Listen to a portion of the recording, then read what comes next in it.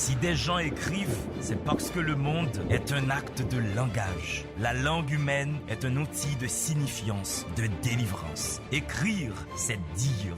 Dire, c'est soumettre la vie aux possibilités de l'intelligence. C'est faire du réel un lieu connu et fragile. La lecture est cette expérience qui nous permet de plier l'univers pour le mettre dans notre poche. Mesdames et messieurs, c'est à partir du mot qu'on fait de la réalité un fait d'esprit. C'est à partir du verbe que la vie devient une denrée émotionnelle. Sur ces entrefaites, la télévision Caraïbe a le plaisir de vous présenter Délivrez-vous, une émission du livre, une émission pour le livre, une émission par le livre. Allez, il y aura assez de bonheur pour tout le monde.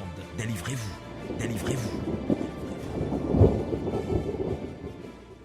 Mesdames et messieurs, bonsoir. C'est Délivrez-vous qui débarque chez vous. Délivrez-vous, une émission du livre, pour le livre, par le livre. Délivrez-vous parce qu'il est de la plus grande urgence de saluer l'intellection, de mettre en avant celles et ceux qui pensent dans ce pays, celles et ceux qui pensent ce pays. Aujourd'hui, je reçois une très jeune auteure, une auteure en basket Puma, une auteure avec une coupe de cheveux débordant de beauté. Je reçois une très jeune écrivaine qui m'a dit avoir beaucoup de livres dans le tiroir, mais qu'elle a osé publier celui-ci. Qu'est-ce qui va se passer sur ce plateau ? Le pouvoir, comme on dit, est à la jeunesse. Une jeunesse qui pense, une jeunesse qui est attachée aux choses de l'esprit. Je vous laisse respirer. Voici tout de suite la rubrique Temps Poème.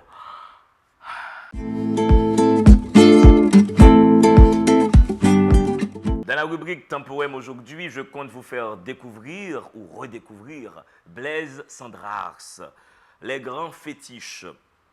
Une gangue de bois dur, 2 bras d'embryon, l'homme déchire son ventre et adore son membre dressé. Qui menaces-tu? Toi qui t'en vas, poing sur les hanches, à peine d'aplomb, juste hors de grossir. Nœud de bois, tête en forme de gland, dur et réfractaire, visage dépouillé, jeune dieu insexué et cyniquement hilare. L'envie t'a rongé le menton, la convoitise te pipe, tu te dresses, ce qui te manque du visage te rend géométrique, arborescent, adolescent. Voici l'homme et la femme, également laids, également nus, loin moins gras qu'elle met plus fort, les mains sur le ventre et la bouche en tirelire.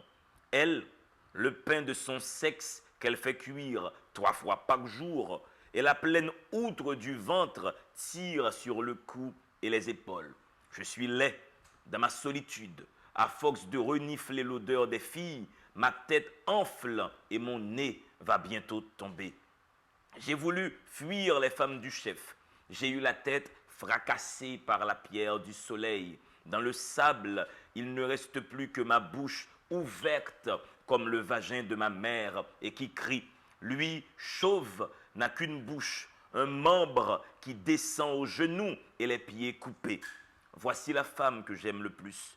2 rides aiguës autour d'une bouche en entonnoir, un front bleu, du blanc sur les tempes et le regard astiqué comme un cuivre. Blaise Cendrars, que je vous invite, mesdames et messieurs, à redécouvrir, qui est l'un des meilleurs poètes que le XXe siècle ait produit. Suisse à la base, un petit peu pris par les Français d'assaut, il demeure un poète excellentissime. Place maintenant à la parole de mon invité, une invitée qui peut-être fait 1m75 d'intelligence, de talent et de splendeur. Allez-y, respirez, à tout de suite. Si des gens écrivent, c'est parce que le monde est un acte de langage. La langue humaine est un outil de signifiance, de délivrance. Écrire, c'est dire.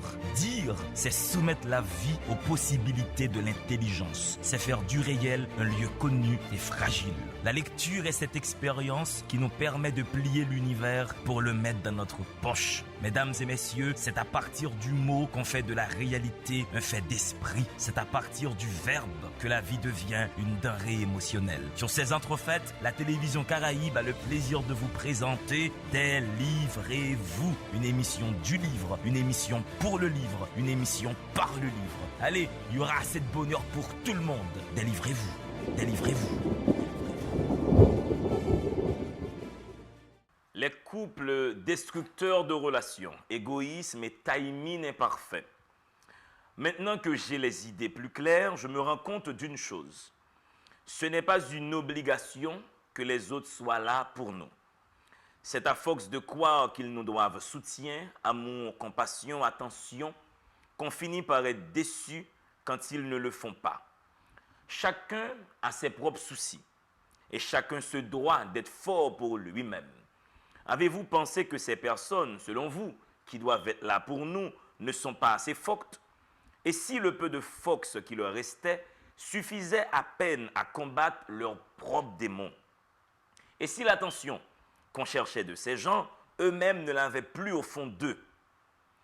Voici la question que pose, mesdames et messieurs, le texte d'ouverture, la nouvelle d'ouverture, la chronique d'ouverture de ce livre ayant pour titre « 3 mois ». L'auteur a un nom assez fabuleux, assez particulier. On connaît très peu de Damax en Haïti. Des Damas, on en connaît, mais Damax, il faut bosser dur pour trouver déjà ce nom. Madame, bienvenue sur le plateau Délivrez-vous. Merci, D'Angelo. Comment pouvez-vous vous appeler Damax? Ce sont mes parents qui ont fait ça.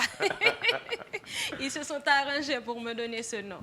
Damax, François, Leïla. Leïla qui est, comme par hasard, un prénom très jeune. Comment feras-tu avec ce prénom quand tu auras 75 ans? Je n'y avais pas pensé. J'imagine très mal une jeune femme, pardon, une vieille dame de 85 ans s'appelant Leïla. Les vieilles dames s'appellent Monique, Madame Roger, mais pas Leïla. Ça, je n'y avais pas pensé du tout. C'est pour dire que tu es une très jeune auteure. Te voici sur ton premier coup publié, m'as-tu dit hors des caméras. Mais tu m'as laissé entendre que tu avais d'autres textes en tiroir. Dis-moi, qu'est-ce que ce texte t'a apporté en termes de preuve de sa validité littéraire pour que tu décides de le publier? Sincèrement, je n'ai pas eu d'autorisation, si je peux dire cela. J'ai seulement décidé qu'il était temps de le faire. Alors j'ai osé cette année. Mais pourquoi publier, Leïla? À quoi ça sert de faire un livre? Déjà pour toi, personnellement, comme jeune avocate en puissance, on va dire. Étant plus jeune, on nous a appris que la connaissance se trouve dans les livres. On apprend des expériences des autres. On apprend du passé, du vécu des autres. J'ai eu peur avant de publier parce que mes textes parlent souvent de moi. Mais cette année, je me suis dit que si ces expériences m'ont aidé à grandir, m'ont aidé à avancer, pourquoi ne pas partager cette expérience avec les autres? Alors j'ai décidé de le faire cette année. Et pourquoi tu as choisi la littérature comme mode d'expression? Tu aurais pu peindre, tu aurais pu danser, tu aurais pu chanter. Pourquoi ce parti pris pour la chose littéraire? J'ai été élevée par ma mère. Très jeune, mon père a quitté la maison. Il n'est pas gentil, ton papa, hein? Non, il n'est pas gentil, mais il est revenu. Ah, bon retour, mon Je vieux. profite pour le saluer, il est revenu. Alors, quand ça n'allait pas, je me mettais à écrire parce que je n'ai pas de petite sœur, je n'ai pas de petit frère. Et j'avais pas d'autres proches, vraiment. Donc, c'est tout ce que j'avais pour m'exprimer. Alors, je me suis mise à écrire. À force que je le faisais, j'y ai trouvé du plaisir.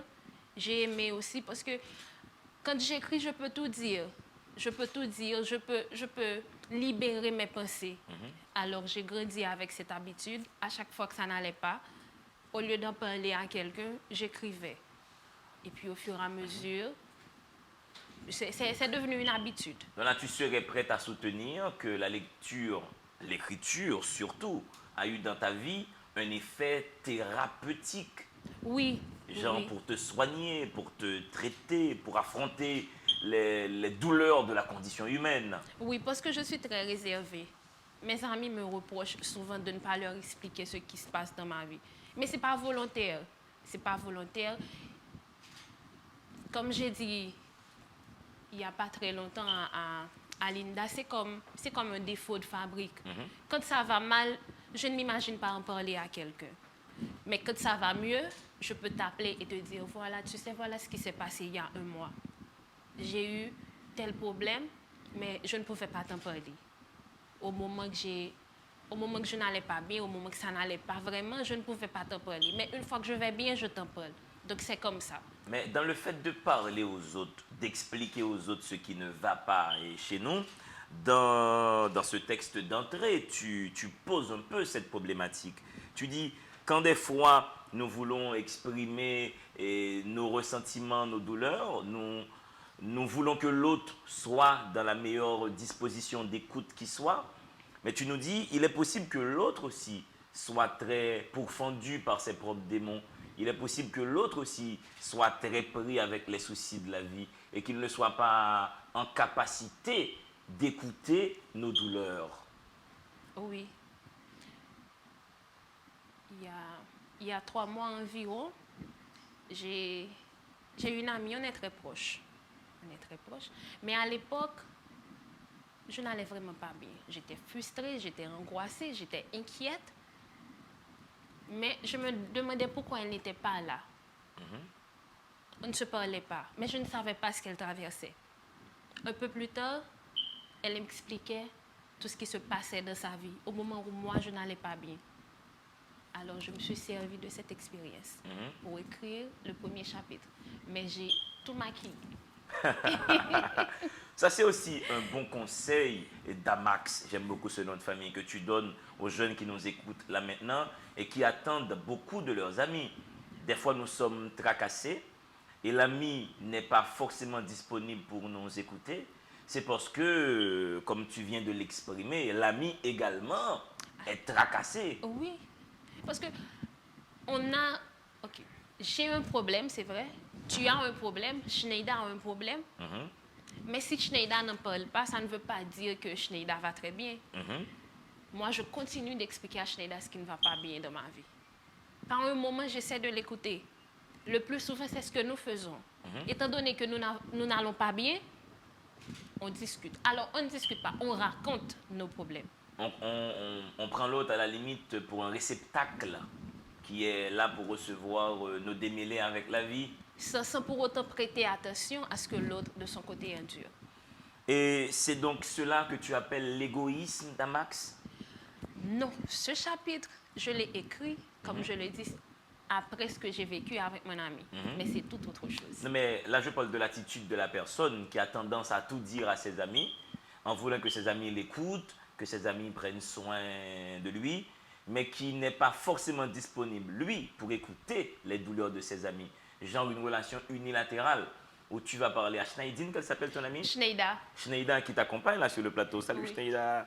Oui, si tu racontes à Schneider et ton ami qui vient de Henry, à Henry, tiens, on a ouvert une bibliothèque là, hein. Il faut tout dire en même temps. Hein. Écoute, on fait ce qu'on peut. Donc si tu racontes à ta copine Schneider ce que tu as comme douleur, si tu refuses de l'écouter elle, du moins, tu ne lui donnes pas un temps de parole. Est-ce que ça fait de toi une égoïste? C'est un peu égoïste, oui.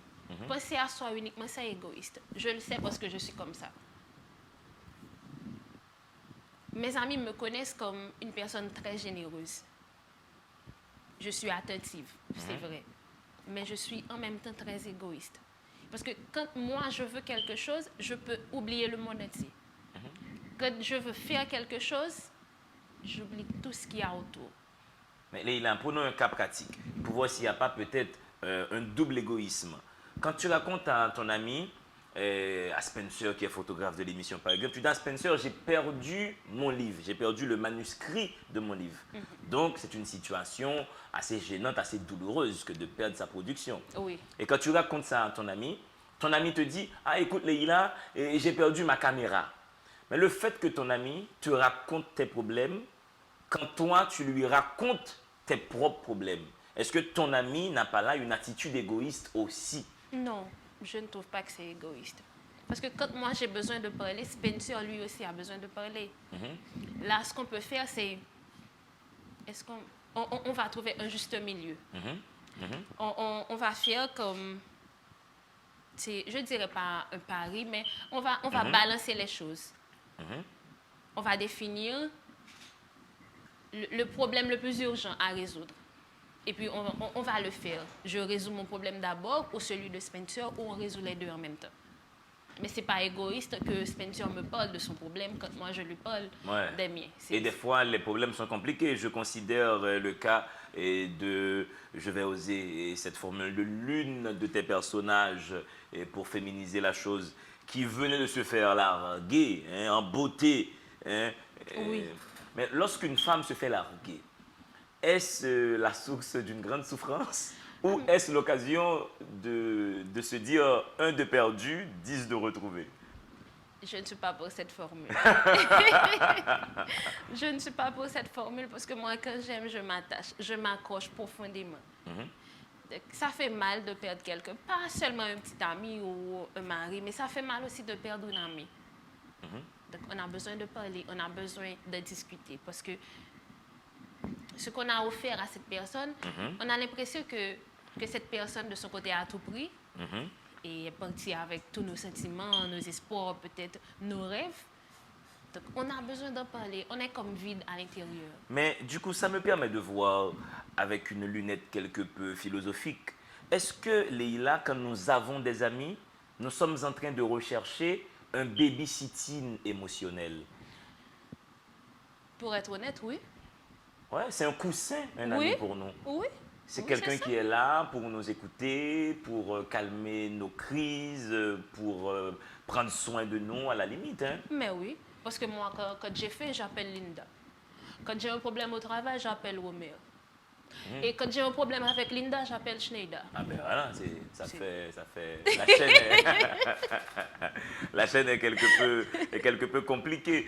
Du coup, le saut périlleux qu'il faut arriver à faire, c'est arriver à considérer ses amis comme des coussins de réconfort, mais en même temps à se considérer soi-même comme coussin de réconfort aussi pour son ami. Il faut un double mouvement, c'est là qu'on va laisser cette chaîne égoïste. Oui. Nous sommes dans quelque chose qui est très intéressant à ce niveau-là. Ma question maintenant va porter sur le genre, ton genre, parce que au téléphone, tu m'as laissé comprendre que c'était un essai. Après, quand j'ai lu tout le livre, je me suis dit, on est entre l'essai et la nouvelle, il y a un peu la tonalité d'une chronique aussi là-dedans. Et pourquoi tu as choisi ce squelette littéraire? Je n'ai rien décidé à l'avance. Je n'ai rien décidé à l'avance. J'ai écrit les textes. Une amie m'a aidée. Quand j'ai écrit le premier chapitre, je me souviens, il y avait tout un bloc. Je parlais de ma famille, je parlais du pardon, je parlais des amis. C'était un texte sans aucune cohérence, je peux dire. Toutes les idées étaient dans un seul chapitre. Alors, il m'a conseillé de faire une division avec le chapitre dans lequel je parle de ma famille. Elle m'a demandé de laisser ça de côté pour plus tard. Et puis, il y avait un chapitre, je me souviens, dans lequel je parlais de Richard. Elle m'a conseillé de laisser ce chapitre de côté et de recommencer. Ah, Richard a mérité un chapitre à lui tout seul. Il ne l'a pas mérité, mais bon, je l'ai fait. Il ne l'a pas mérité. Sincèrement, non. Mais si ça se trouve, Richard regarde l'émission. Hein. Ah, mais bon, ça ne m'intéresse pas. Bon, s'il regarde ça, le Richard. Mais sinon. Richard, voici ce qui se passe. Hein. Voici ce qui se passe lorsqu'on n'est pas correct jusqu'au bout. Hein. Oui, en fait, je n'ai rien décidé à l'avance. C'est venu comme ça. Quand j'ai commencé avec égoïsme et timing imparfait, j'ai trouvé que c'était une excellente idée. Alors, j'ai commencé comme ça. J'ai renvoyé le texte à mon amie Faradia. Elle m'a dit, là, c'est parfait. Continue sur cette lancée. Et puis, j'ai écrit le deuxième chapitre. C'est venu comme ça. Je n'avais rien décidé à l'avance. Je crois même que quand on me pose la question, comme vous venez de le faire, j'ai du mal à répondre. Mais d'habitude, je dis que c'est un essai. Ouais, mais la notion de timing dont tu parles dans ce premier texte, c'est une notion très importante dans l'amitié, hein, en effet. Oui. Des fois, l'ami a besoin de nous à 8h05. Oui. Il faut vraiment... Là, à 8h07, l'ami, on n'espère pas, c'est déjà suicidé. Non, mais dans ce chapitre, j'écris ce qui peut se passer. Il y a des inconvénients. Comme tu dis, tu as besoin de ton ami à 8h05. Prenons un exemple. Si ton ami habite à Carrefour, Ouais. Imaginons. Ça ne dépend pas de ton ami, surtout en ce moment hein, où on est en train Certaines de situations reconstruire ne la dépendent route. pas, exactement, ne dépendent pas de notre volonté.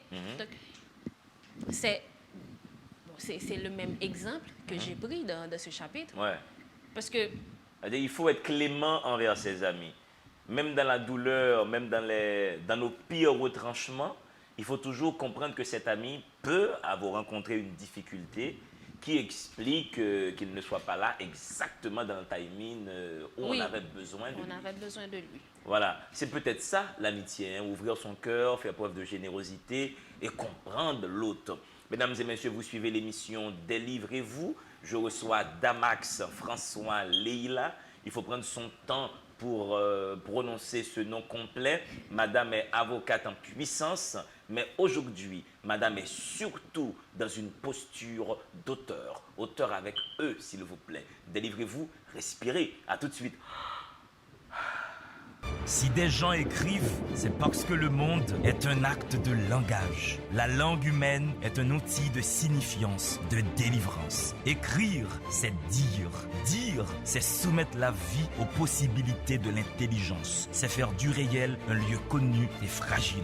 La lecture est cette expérience qui nous permet de plier l'univers pour le mettre dans notre poche. Mesdames et messieurs, c'est à partir du mot qu'on fait de la réalité un fait d'esprit. C'est à partir du verbe que la vie devient une denrée émotionnelle. Sur ces entrefaites, la télévision Caraïbe a le plaisir de vous présenter Délivrez-vous, une émission du livre, une émission pour le livre, une émission par le livre. Allez, il y aura assez de bonheur pour tout le monde.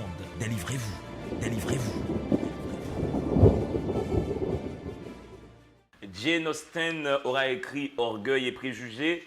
Mon invité Damax François Leila nous propose une nouvelle, un texte, une chronique, un essai et un pour titre Orgueil et regret. Je vous rappelle que le titre du livre c'est Toi, moi. C'est toujours compliqué hein, de gérer cette relation entre les autres et nous. Comment respecter, honorer l'altérité tout en restant nous-mêmes. Comment développer la meilleure relation qui soit avec les autres afin que nous, l'autre et nous, puissions tirer notre épingle du jeu. C'est là un exercice de relation quelque peu compliqué parce qu'il y a malheureusement des émotions, des sentiments qui sont négatifs, tels l'orgueil. Combien de fois vous avez perdu un ami parce qu'il fallait s'excuser? Il fallait dire à son ami, je suis désolé, j'ai péché, je te demande pardon. C'est toujours compliqué, hein, Leila, n'est-ce pas, Oui. d'aller voir l'autre et de lui s'excuser. dire, écoute, je suis désolé d'avoir dit telle phrase, je n'ai pas fait exprès. Mais ma question va être pour toi, qu'est-ce qui explique selon toi cet orgueil? Même quand nous faisons du tort à l'autre, nous sommes bloqués, nous ne pouvons pas aller vers lui pour lui dire, je suis désolé, je suis une connasse ou je suis un connard. Moi, personnellement, je n'aime pas m'excuser. Ah mais voilà, ça c'est dit. Même quand tu casses la bouteille, Je n'aime pas m'excuser. tu dis pas désolé, j'ai cassé la Mais mon bouteille. comportement va te faire comprendre que je suis désolée. Mais cette phrase, je m'excuse, je suis désolée, je te demande pardon, non, je ne la prononce presque jamais. Mais pourquoi tu n'arrives pas à énoncer cette phrase? Qu'est-ce qui te bloque? D'où vient ce blocage? Quelle est l'anatomie de ce blocage? J'aime avoir raison. Donc si je m'excuse, j'adhère à avoir eu tort. Donc je ne le fais pas. Tu sais, fais un exercice. Et fais un exercice prochainement. Ok. Tu auras sûrement une prise de gueule avec quelqu'un. La personne sera dans la colère la plus majuscule qui soit. Essaie de dire à la personne, en regardant l'expression de son visage, je m'excuse. Tu vas voir que son visage va quelque peu se relâcher. Je vais essayer. Essaie de faire ça. Je vais essayer. Tu dis je m'excuse, je te demande pardon. Il sera toujours énervé, il va faire toujours un peu le raffonnier. Mais à entendre je te demande pardon, ça casse un peu la colère. Ah, je vais essayer. Mais toi, si tu nous fais orgueil et regret, cela sous-entend qu'une fois dans ta vie, tu as pris sur toi-même hein, d'aller voir l'autre et de développer la toile de réconciliation. Oui. Mais ce n'est pas moi qui avais fait le premier pas. Mais qu'est-ce que tu conseilles aux jeunes qui te regardent là maintenant? Parce que les relations entre jeunes femmes, et sont compliquées, tout comme les relations entre hommes sont compliquées. Mais, Ah bon? ah oui, nos relations ne sont pas très posées. Mais j'ai constaté, au risque que les féministes me taxent de misogyne, j'ai constaté qu'entre femmes, vos relations sont un petit peu plus compliquées qu'elles le sont entre nous, les mecs. Oui. Pourquoi vos relations sont autant compliquées? Qu'est-ce qui se passe dans le monde des femmes? Non, les femmes sont plus compliquées, naturellement. Donc, c'est normal que nos relations soient plus compliquées. Parce que, un cas à la limite trivial, quand un garçon présente un garçon à un autre garçon, rapidement, c'est mon pote, oh yo, papa, on est amis là, ton téléphone, on s'appelle, on est Oui, potes, oui. demain soir on va boire, on est potes tout de suite. Oui. Mais il me semble que entre nana, ça prend toujours un petit temps de démarrage pour réchauffer le moteur. Vous vous regardez presque au départ en chien de faïence, il me semble. Oui. C'est comme ça. Et quelquefois, il faut l'approbation de la personne qui t'a présenté. Exemple, si je présente Stéphania à Schneider, un peu plus tard, elle va m'appeler, elle va me dire, qui est cette fille? Toi, tu la connais. Qui est cette Schneider? Et puis, tu as le ballon plus en mille que moi. Et puis, voilà. Mais tu en as parlé justement et dans l'un de tes textes, cette histoire de je te présente quelqu'un et tu es plus pote de la personne. Oui. Mais entre garçons, les mecs commentaient Ça ne sur vous arrive Internet. pas? Non, moi j'ai plein d'amis qui m'ont présenté à d'autres amis. On est devenus après plus potes, mais l'autre ami... Moi, je ne supporte pas ça. Non? Genre, tu fais une scène, c'est quoi cette histoire, me présente au monde, qu'on aurait dans plus de 1000 passés, Ah, ça veut etc. dire qu'on est en bois le plus en Schneider que moi après l'émission. Hein?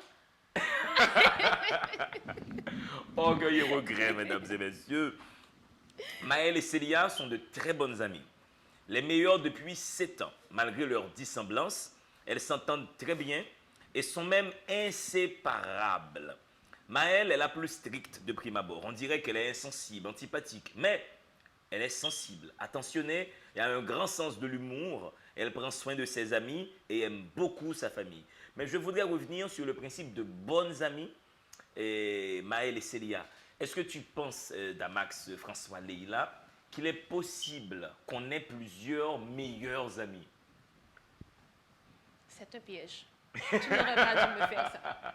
Est-ce un que c'est piège. possible? Tu n'aurais pas dû me Parce que faire ça. si je prends encore le cas des hommes, tu as sûrement entendu parler de ce livre, les hommes viennent de Mars, les femmes viennent de Vénus. Moi, j'ai plusieurs meilleurs amis. Je vais me faire lapider. Je ne veux pas répondre. Moi, j'ai au mais moins je une vais- vingtaine de meilleurs amis. Combien de meilleurs amis Oh, as-tu? c'est trop, c'est trop. J'ai des 20 meilleurs amis, on est tous 20. super potes.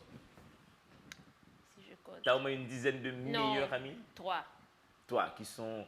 Et sur quelle base tu taxes quelqu'un de meilleur ami? Quelle zone dans ton intimité donnes-tu accès à ces meilleurs amis auxquels les autres amis n'ont pas accès? Ma vie sentimentale. Parce que mes relations amoureuses sont souvent très compliquées. Ah, Il est fort difficile que j'en parle à quelqu'un. et quand tu dis fort compliqué, il y a une formule qui marche beaucoup maintenant. Est-ce que c'est zin? Non, c'est zin, s'il vous C'est plaît. ça, s'il vous plaît. Ça, j'adore. Hein. Bravo aux mecs qui ont créé cette formule. Ça prouve que la langue créole est très riche. Moi, même langue la plus toujours. Oh, c'est zin, s'il vous plaît. C'est magnifique cette formule. D'Angelo, je ne peux pas raconter ou non? Non, il faut que tu me racontes. Non, Pour que ça, c'est compliqué. Est-ce que tu es très jalouse ou par une investigation de l'autre petit ménage? Ou par une Je investigation de suis l'autre très petite fille? jalouse. Je suis très jalouse. Même pour un, moi, fait jalousie. Mais ce n'est pas ça qui fait que je parle de parler de relations amoureuses.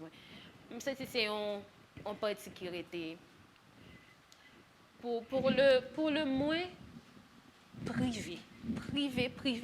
Privé. Genre, est-ce que c'est parce que, comme tu es un peu jalouse, tu ne souhaites pas parler de ton copain, montrer son côté charmeur, séducteur, et que ça pourrait séduire l'une de tes copines? Ben oui, dans le Schneider après le nom. Mais il me semble que c'est des choses qui arrivent hein, entre femmes. Tu parles de Oui. ton copain, à quel point il est bon, il est sympa, il est brillant, et l'autre fille se dit, mais ouais. C'est comme si vous faites une machine et puis vous racontez comment la machine est en forme, comment vous confortable là-dedans. Ouais. Et puis c'est bon, faut essayer. Mais peut-être que ça, c'est possible entre hommes aussi. Des fois, tu voles de ta copine à un autre pote, et le profil, la manière dont tu dessines la jeune Moi, je femme... vais raconter mon bagage. Non, pas du tout. Je suis hyper sérieux, je suis dans mes livres. Mais le mec se dit, mais peut-être que je peux aussi On ne sait jamais. Hein. Sans journal, elle cherche le tout. Mais retournons à l'orgueil et au regret. Est-ce que tu penses que les regrets, quand des amis vivent des crises, est-ce que tu penses qu'à posteriori, ça les rapproche un peu plus ou ça va toujours créer une sensation de froideur entre eux? Tu veux dire Après une grande crise, on va dire que toi et Schneida, vous vous entendez pas, et le même homme vous aurait fait la cour, et voilà, mésentente, pourquoi t'as pas dit, voilà, bon voilà, on ne se parle pas pendant un mois, je ne sais plus, vous deux. Maintenant, est-ce que tu penses que ces situations de crise, donc il y a un regret après, il y a eu la crise, cette tension, est-ce que tu penses qu'à posteriori, ça va renforcer vos liens d'amitié? Ou ça va toujours créer une petite sensation sourde de froideur? Je ne crois pas, non. Parce que, suivant mes expériences, j'ai une amie, Stéphania. On ne s'est pas parlé pendant 3 ans environ. Et puis récemment, c'était son anniversaire. J'ai vu sa photo, comme on fait tout le temps, quelqu'un poste la photo de l'autre. Et puis j'ai remarqué que c'était son anniversaire. Je n'avais même plus son numéro. Puis j'ai écrit à la fille qui a posté sa photo. Je lui ai dit, c'est son anniversaire. Je vais lui souhaiter bon anniversaire. Donne-moi son numéro. 2 jours après, on se dit, saisez s'il vous plaît. Tout inbox nous saisez. Et puis l'homme qui projet livre là, moi mettez là, de n'était plus content. Je pense que ça dépend de relation qui était gagnée avant avec mon nom. Et ça dépend tout de complicité nous avons gagné avant. Parce qu'il y a toujours des différences, et ça me voulait faire comprendre dans le livre. Il y a toujours des différences avec nos amis, il y a toujours des problèmes. Mais c'est l'importance nous accorder avec l'amitié que nous gagnons. C'est pas amitié seulement, l'importance que nous accorder à la relation nous gagnons avec l'autre qui va permettre que nous fassions effort pour nous ranger ça. Et oui, ça arrive qu'après une grosse dispute, chaque monde était dans le bon payo, dépendamment de qui ça t'est passé tout. Parce que des fois, on est blessé tellement que ou même si tu as envie de tourner, ou peut prendre même coup de couteau. Comprendre? Donc, ou tout rester dans la limite. Mais c'est là qu'intervient la notion de pardon.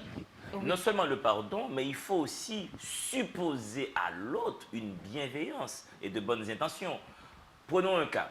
Si tu as l'un ou l'une de tes meilleurs amis et ou font virer qui voit les kobou, ou t'es gon cob, ou t'es payé je sais plus quoi, qui prend kobou. Et puis qui dit peut-être 2 mois après, tu te rends compte que c'était ton ami, dans la caméra, je sais plus. Est-ce qu'on a besoin de moun ça encore? Est-ce qu'on a toujours confié le bouche? C'est est-ce que le ou fin prendre ou a courage pour dire c'est où que tu prends? Parce que je vais remarquer manquer kob là. Mais est-ce que tu as courage pour dire te prendre et pour qui sorte prendre? Alors c'est après ça conflit après vient créer. Ouais. Alors tu sais le fait dans des amis on connaît samedi les chambres intérieures. Non, pourquoi nous avons des amis qui connaissent on va prendre comme qui dans Boussou. L'école le terrain me fait ça. Ouais. Moi j'ai l'école, j'ai une valise qui a un petit poche par en dedans. Et puis chaque temps j'ai un petit 10 gouttes, un petit 25 gouttes, mettez là-dedans. Et puis ça quand arrive me passer me cob et puis m'ouvrir poche et puis me regarder natif a gete prendre longtemps, natif acheter marinade avec lui, acheter jus en bas là. Tu as aussi un autre texte qui a pour titre arrogance et compensation. L'arrogance, c'est une notion là maintenant qui est très à la mode, très en vogue. On a l'impression, par contre, c'est une situation globale pays, tout le monde fait preuve d'arrogance sur n'importe quoi. Oui. Comment toi, dans ta bouche, tu définis l'arrogance? Qu'est-ce que l'arrogance dans la langue de Leïla? Pour moi, c'est un monde qui est arrogant, c'est un monde qui pas qu'à considérer le monde qui est bon côté là à sa juste valeur. Parce que le fait que bon, c'est D'Angelo, tout le monde qui te connaît ou c'est D'Angelo. Mais le fait que moi-même qui bon côté là me pas arriver dans niveau là, ou pas gain intérêt pour traiter mal. Ça pas fait de ou yo plus grand D'Angelo ou du moins si un monde qui soit plus puissant ou du moins plus apprécié dans l'autre monde. Donc pour moi c'est comme ça. Il y a des gens qui ne peuvent pas apprécier l'autre là à sa juste valeur. Et en même temps, tu dis qu'il y a des gens qui confondent arrogance et autorité. Il y a des gens qui n'arrivent pas à établir la ligne de nuance. Oui, oui. Parce que arrogance était arrogance, autorité était autorité. Parce que moi-même, le boss m'a venu me connaître comment pour me comporter. C'est évident, même l'école, depuis censeur a passé, on connaît ou t'es chita en façon faut ranger quoi. Donc censeur a pas pour la faire, bon, on a dit, injustice envers vous-même qui sont élèves, parce que ou getan connaît autorité. Pas ouais arrogance marcher avec autorité du tout. Au contraire, autorité a été établie déjà. Ouais. Non, mais ce que tu viens de dire là est très, très, très intéressant parce que l'autorité, au fait, au sens de Hannah Arendt, grande philosophe, c'est capacité au monde gagner pour le fait de l'autre monde accepter les pouvoir sur eux sans pas utiliser force physique ou bien force intellectuelle. Mère Teresa, par exemple. Mère Teresa, tout posé, tout petit, mais Mère Teresa était une autorité. Donc, depuis que c'est amour aller pour faire mon respect. Ou bien c'est au parler, ou argumenter, ou dire respecter, baron qui est signé, ou pour que j'aime mon autorité. L'autorité, mon n'a senti naturellement. Que il doit respecter. Oui. Sans pas demander ça. Oui. Et c'est ça qui pas marcher avec arrogance. Dès lors que tu tapes du poing sur la table, non, on est dans autre chose. Tu parles également de l'insécurité. Là, nous sommes dans l'insécurité émotionnelle. Insécurité émotionnelle. Est-ce que tu as déjà vécu ça dans tes histoires amoureuses, cette insécurité émotionnelle? Je leur pose des questions qui trop pour. Parlons peu, parlons bien. C'est l'ancien président Aristide qui disait posez de bonnes questions. Oui. Alors, est-ce que toi, parce que tu me dis que tu parles beaucoup de toi aussi dans tes textes, est-ce que ces insécurités émotionnelles, tu les as beaucoup vécues? Est-ce que Schneida, qui est là avec toi sur le plateau, a déjà connu ça? À quel moment un homme vous rend insécure? Voici ma question.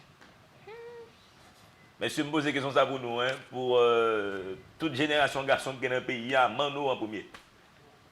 Oui. Insécurité a venu tout gens. Mon lui-même, il ne doit pas rendre compte que ou pas en sécurité. Il ne doit pas même rendre compte de ça. Parce que notre tête pas ça là pour offrir là au confortable avec elle. Il ne peut pas le chercher plus loin.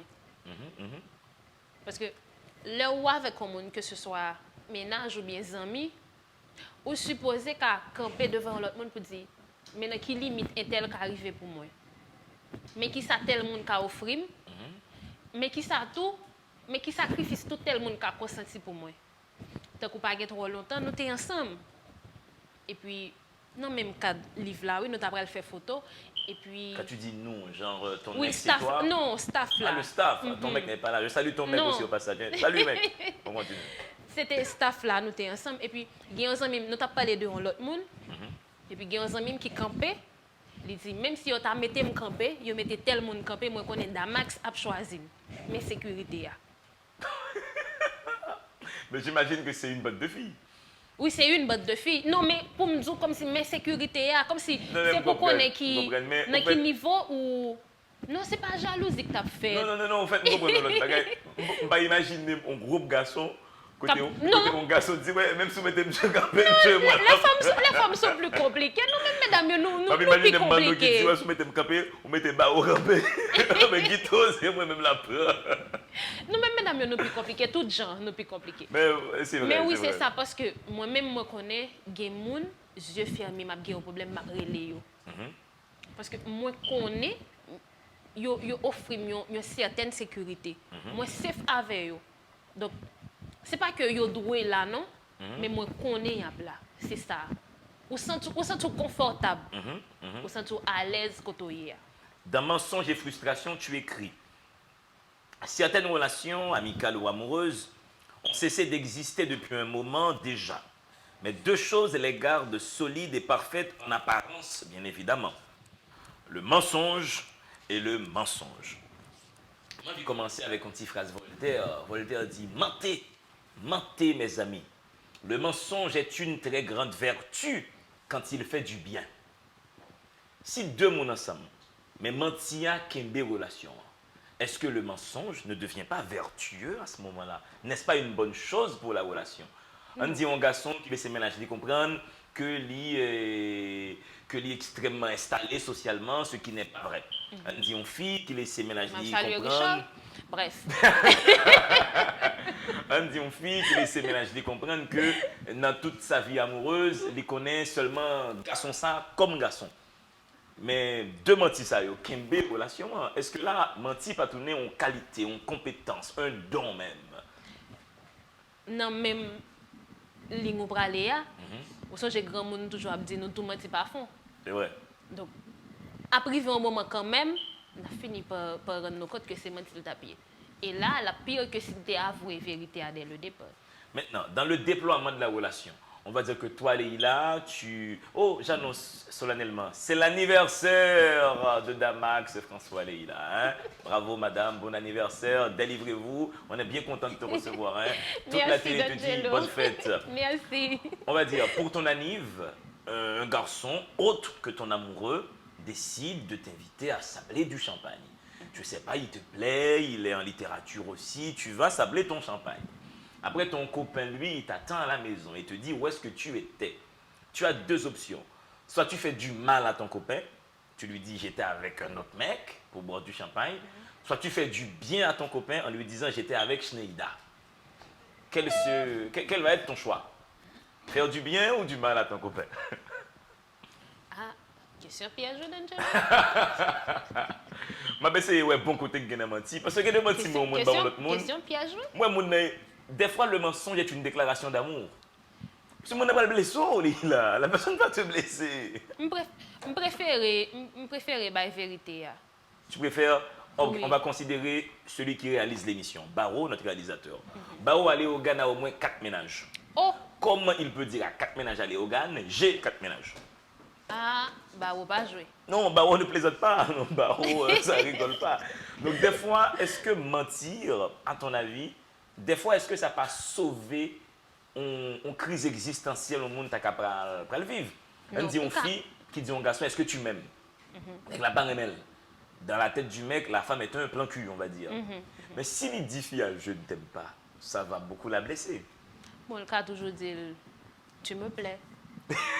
Je t'aime bien. Mais dire je t'aime comme ça, la prend le gens lié, mais on peut toujours dire je t'aime bien. Ça arrive même récemment.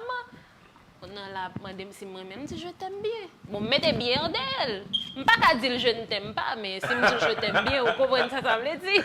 Bon, messieurs, à bon entendeur, salut. Quand les femmes nous disent je t'aime bien, mais mon frère, ce qui pire toujours, c'est quand la femme te dit je t'aime, mais comme un ami. Aïe!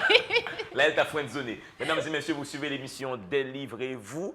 Nous sommes dans une ambiance des plus détendues et c'est cette chance que nous donne la littérature. Chaque livre est une ambiance de bonheur. Allez-y, respirez. À tout de suite. Si des gens écrivent, c'est parce que le monde est un acte de langage. La langue humaine est un outil de signifiance, de délivrance. Écrire, c'est dire. Dire, c'est soumettre la vie aux possibilités de l'intelligence. C'est faire du réel un lieu connu et fragile. La lecture est cette expérience qui nous permet de plier l'univers pour le mettre dans notre poche. Mesdames et messieurs, c'est à partir du mot qu'on fait de la réalité un fait d'esprit. C'est à partir du verbe que la vie devient une denrée émotionnelle. Sur ces entrefaites, la télévision Caraïbe a le plaisir de vous présenter Délivrez-vous, une émission du livre, une émission pour le livre, une émission par le livre. Allez, il y aura assez de bonheur pour tout le monde. Délivrez-vous, délivrez-vous. Elena est une jeune femme remarquable. Elle n'aime pas attirer l'attention sur elle. Par contre, elle n'est pas timide. Elle parle que rarement d'elle.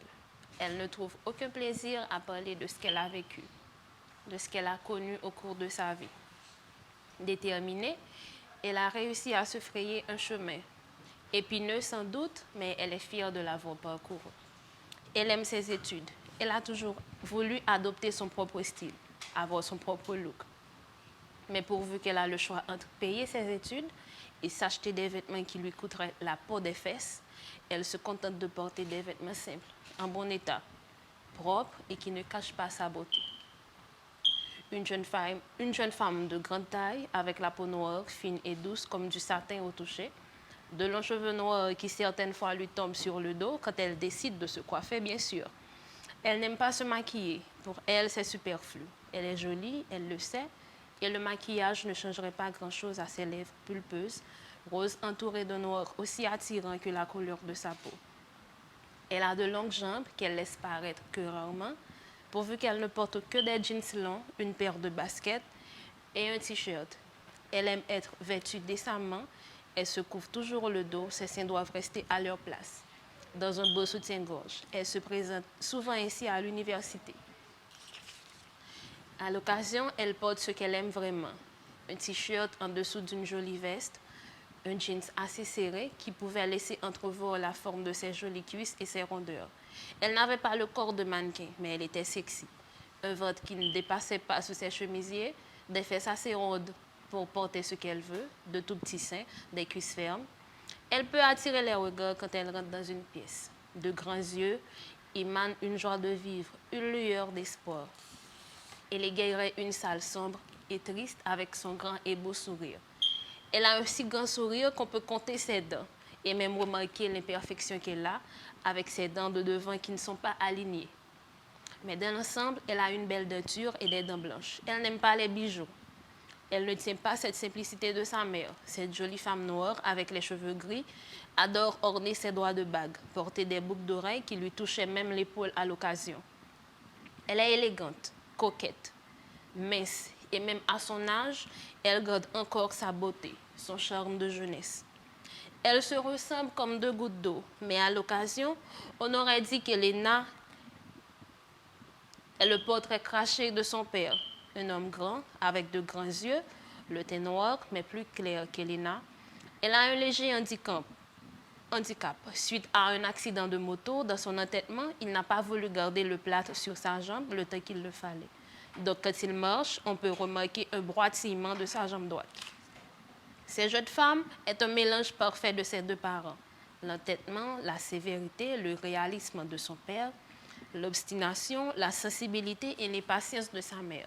Mais jusqu'à ce jour, nul ne sait d'où elle tient son caractère lunatique et repoussant. Ça va, je continue? Non, mais c'est comme tu le veux. L'idée, c'est que toi-même, tu fasses découvrir, tu vois, une fenêtre dans tes textes. Mais la description que tu as faite de ce personnage féminin, me permet de te demander, est-ce qu'il faut, pour décrire un personnage, tomber amoureux de ce personnage? Oui, je suis amoureuse de moi. Non, parce que là, tu parlais de toi un peu, il me semble. Hein? Oui. Donc, c'est déjà ça, quand tu as pas tout ton temps, le ventre, voilà, les rondeurs, tout ce Et puis, il y a les baskets, j'ai parlé des baskets. Les baskets, pas beaucoup de maquillage, Oui. et tout ce qui va avec. Mais et si tu décrivais une autre femme, est-ce que ça t'aurait demandé de tomber amoureuse de cette autre femme? C'est-à-dire, en écrivant, est-ce qu'une femme, parlant d'une autre femme, peut devenir lesbienne? Non, je ne Le pense temps pas. de l'écriture, je ne suis pas dans l'orientation sexuelle, je suis Oui, dans la oui, je passion qu'elle met pour aimer ce personnage et pour décrire ce personnage. Est-ce que la ligne sexuelle ne tombe pas? Je ne pense pas, non. Parce que moi, je peux décrire mes amis.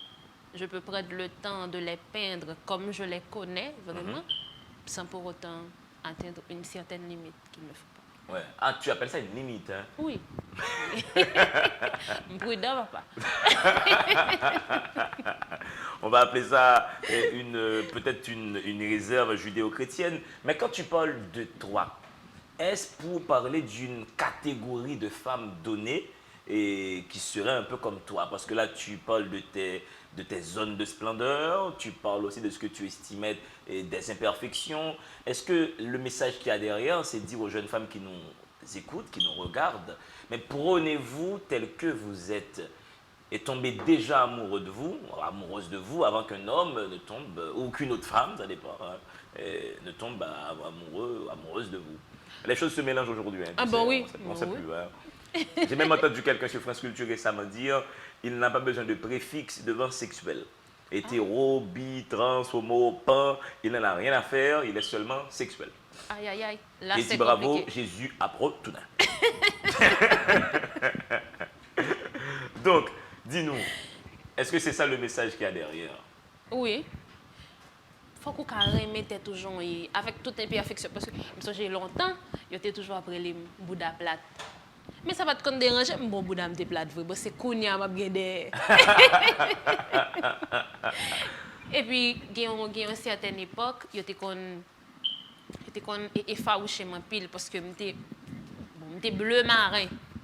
Dans bon créole là, j'étais effarouché mon pile pour ça. Mais ça va te déranger du tout parce que c'est moi. Mon effarouché au suivant ça ouais la caillou. Donc c'est vous même qui pour faire une façon pour adapter à soyer déjà. Si vous connaissez ou acceptez non comme connaît c'est la grande mode ou bien ou bobisto. Mais on pas qu'à fâcher sur mon noir ou un noir vrai.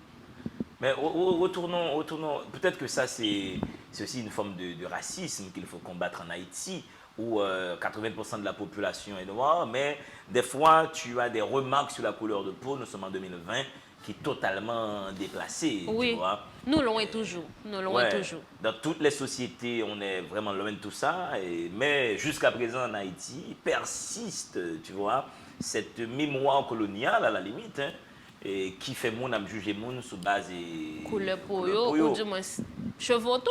Ouais, ça dépend. Hein. Oui. Peut-être que nous avons posé problème certaines fois. Mais retournons sur la question du cul, la question des fesses. Hein. Je constate, pour être taquin et impertinent comme seul je peux l'être, je constate maintenant une propension chez les jeunes femmes à travailler leur postérieur. Beaucoup de femmes font des photos maintenant où il s'agit de mettre en avant cette partie du corps. À ton avis, qu'est-ce qui explique cette fascination du cul réussi et sexy? Nous-mêmes, monsieur, qui fait ça. Nous-mêmes. Parce que, au cas où remarqué, nous, bon, filles tout. Là, on moun passe li en forme, ou garder plus que l'autre qui passe, qui, bon, on dit normal pour ne pas exagérer. C'est, ça me paraît que c'est un problème si mesdames yo fait. Là, nous dit en forme, nous dit surtout le cul, quoi. Oui, mais parce que là où on n'a passé, tant qu'ancien moi-même n'a pas de gain du tout. Là, me passe par grand cap souke, nous pas regarder. OK. Bon, nous garder en face parce que belle c'est vrai, mais pas gain cap souke, nous pas regarder. Tandis que le Fabio l'a passé, tout le monde a regardé parce que Fabio l'a en forme. Parce que, mine de rien, c'est une question qui met en crise ce que nous avons comme les canons de beauté en Haïti et dans une partie du monde occidental. Pourquoi cette fascination pour le cul, quoi? Pourquoi les hommes aiment autant ça et pourquoi les femmes tombent dans le piège? C'est peut-être ça la vraie question. Pourquoi les femmes tombent dans le piège? Ben, parce que c'est humain, oui, pour aimer le monde à regarder. C'est pas mauvais. Les mauvais, le aimer ça trop. Mais c'est pas mauvais que ou pas son côté. Donc, sinon, qui était au bien l'eau sorti ou fort belle. Vous comprenez? Donc, c'est l'eau passé en côté mounoué. Alors, même gens, si m'gen Faradizak passé devant là, ou qu'a fait une heure de temps, ou regarder, ou imaginer Faradizak pour aller. Donc, moi-même, tout le Faradizak fin passer côté là-bas, mais moi, donc, on va le faire sport, mon cher. Mais Faradizak, qu'est-ce qu'elle a comme. Oh, mon cher. Elle est énorme. Love in notre signature, ma foi fait connaissance forte, avec. elle est... Ah, ma foi fait connaissance avec. Mais, mine de rien, nous sommes peut-être minoritaires dans cette catégorie. Il y a certains hommes qui aiment les femmes minces. Oui. Je connais beaucoup d'hommes qui aiment beaucoup les femmes minces et qui ont même un vers pour ça, un vers d'un poète mexicain qui s'appelle Jaime Sabines. Il a dit, elle est mince comme le blé, fragile comme la ligne de son corps. Bien, nous, elle est mince comme Schneider. La vente signature, parlons-en, c'est une vraie question. Ton anniversaire, c'est aujourd'hui. C'est ton premier livre. Tu dois avoir quel âge? 50 ans, 51? On laisse tomber l'âge. Il ne faut jamais demander son âge à une femme. Hein. En tout cas, bon 50 ans. Merci, et bonne continuation pour la suite. Merci. Il ne te reste pas beaucoup. Mais la vente signature, elle est pour quand? Demain, si tu veux, au local entre nous, à Delma 79. Ok, Delma 79, c'est sur la route, ça, le restaurant Oui. entre nous. Oui, c'est sur très la route. repérable Oui, facilement. c'est facile. Voilà. Oui. Et c'est demain samedi, quelle date on est demain? 28 novembre. 28 novembre. Ça va se passer à Entre-Nous, Delma 79. On est à quelle heure, hein? Entre midi et 6 heures. entre midi et 6 heures. Oui. Et c'est l'occasion de venir acheter le livre qui sera à combien pour le À pour le 500 gourdes. C'est à 500 gourdes. Donc c'est vraiment l'occasion, mesdames et messieurs, de rentrer dans l'univers de cette jeune femme talentueuse qui travaille sur un ensemble de thématiques qui nous concernent tous. Et quand tu parles de vulnérabilité et de prétention, dis-nous, pour toi, à quel moment un homme est prétentieux? On va commencer par ça. Quand la personne pense pouvoir combler tous les manques dans la vie d'une personne, c'est pas possible. Il y aura toujours une faille. Il y aura toujours un détail qui t'échappe et il faut l'accepter. Mais après, et je vais lire ce passage. Je venais de commencer un nouvel emploi. Tout était nouveau pour moi, un nouveau logement dans une nouvelle zone, loin de ma mère, moi, une fille à sa maman. Une bonne amie m'a obtenu un stage. Elle savait que j'avais besoin d'un travail. Une place s'est libérée. Elle m'a vite appelé pour me présenter.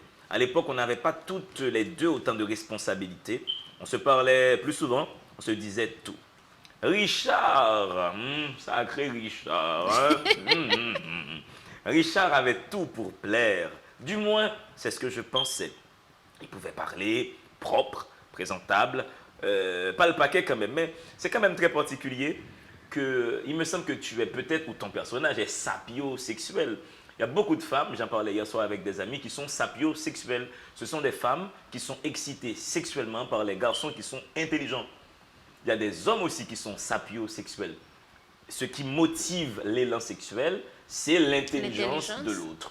Parce que là, tu commences à parler de lui d'abord en mettant en avant ses capacités élocutoires. Beaucoup d'autres auteurs mettraient en avant, il est beau comme un dieu grec. Bon, on va continuer. Une amie nous a présenté. Le reste s'est fait tout seul. Quel reste? On est sortis ensemble. Et qu'est-ce qui s'est passé, dis donc? On est sortis ensemble. On a couché ensemble. N'est-ce pas? On a eu une relation pendant 3 mois. 3 mois, je dirais. 3 mois, c'est déjà pas mal, hein? Ça te donne le temps de découvrir une autre personne. Oui. Tu te rends compte si par année, nous faisons chaque trimestre avec une personne, la chance que nous avons. Mais la chance que nous avons, si tu as un copain par trimestre, ça te fait 4 univers à explorer pour une année. Mais c'est beaucoup, D'Angelo. Mais est-ce que c'était douloureux pour toi, cette rupture avec Richard? Est-ce que la rupture dépendait de toi ou ça venait de lui? Qu'est-ce qui s'est passé? C'était pas douloureux. Ça a blessé mon orgueil. C'est ce qui s'est passé. Ah, parce qu'il a dragué l'une de tes copines? Non. Ah non. Et parce qu'elle a dragué une fille que tu sous-évaluais. Tu t'es dit, ah, tu m'as laissé pour ça? Non, c'est pas ça. Non, pas du tout. Tu vas devoir lire le livre. Parce qu'il était marié et puis t'as pas dit. Non, tu Non, vas devoir. non, l'idée c'est laisser des pistes comme ça aux gens. Mais on aura compris qu'au bout de 2 semaines, je me demandais si c'est moi qui pensais trop à son ex... comment tu lis ça? Pour le coup, ex-omblé, tu appellerais ça? À mon ex humble, gentil, calme. Ah, tu voulais seulement dire... Je voulais que c'était du latin, moi. À mon ex humble, gentil, calme. Vous parler. Dans ma tête, c'est une putain, moi, c'est une locution latine. Il va falloir que je m'y mette. Donc, tu avais un ex qui était humble, gentil, calme, aimable. Est-ce que les femmes aiment beaucoup qu'il y ait rupture de comportement, on va dire, entre leurs ex et leurs nouveaux copains?